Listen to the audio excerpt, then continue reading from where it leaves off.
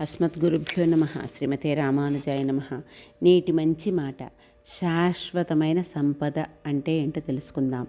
ఆరోగ్యంగా బతికినా, అనారోగ్యంతో బతికినా, ధనికుడిగా భోగాలు అనుభవించినా, దరిద్రంతో బాధలు పడినా, ఎలా బ్రతికినా ఒకనాటికి మనిషి మరణించక తప్పదు. ఇది సృష్టి ధర్మం. ఇద్దరు వ్యక్తులు రోజు కూలి పనులకు వెళ్తున్నారు. రోజు కూలి తెస్తే కానీ వారికి ఇల్లు గడవని పరిస్థితి. ఒకతను, నేను కూలీ చేస్తే కానీ నా ఇల్లు గడవడం లేదు, ఇందులో దేవుడు చేసింది ఏముంది, నా కష్టం నాకు తప్పడం లేదు కదా అని దేవుణ్ణి తలవను కూడా తలవడు.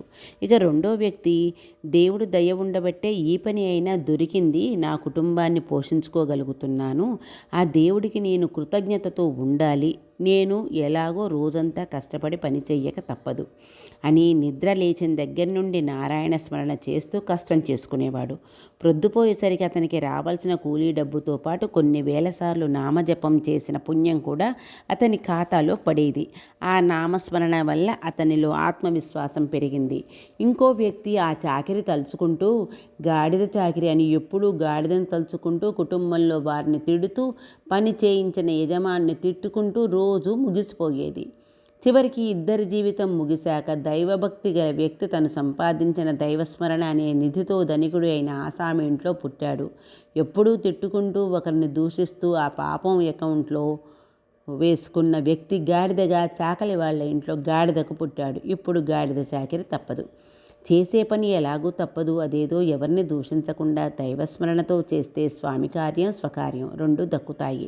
ఎంత నెత్తిన పెట్టుకుని చూసినా ఒక వయసుకు ఎవరి దారి వాళ్ళు చూసుకోకుండా ఉండరు. ఎంత అందంగా అలంకరించిన దేహానికి అయినా వృద్ధాప్యం రాక తప్పదు. సంపాదన పంచుకుంటారు కానీ అనారోగ్యాన్ని ఎవ్వరూ తీసుకునే వీలు ఉండదు. అది అనుభవించాల్సిందే. అందుకే మీ వెంట వచ్చే శాశ్వతమైన సంపద ఆధ్యాత్మిక సంపద. ఇది మరవకండి, ఈ మార్గాన్ని విడవకండి. జీవితం అనే పాలలో భక్తి అనే పెరుగుని, బాధ్యత అనే కవ్వంతో చిలికి, కష్టం అనే వేడిపైన కాచి, నెయ్యి అనే ఆత్మసాక్షాత్కారం మీ మనసుతో చేసే అంతరంగ సాధనం. మనసు లగ్నం చేసి చేసే ఉపాసన. ఇదే శాశ్వతమైన సంపద. అడియన్ రామానుజదాసి, గార్లపాటి అన్నపూర్ణ. సర్వం శ్రీకృష్ణ అర్పణమస్తు.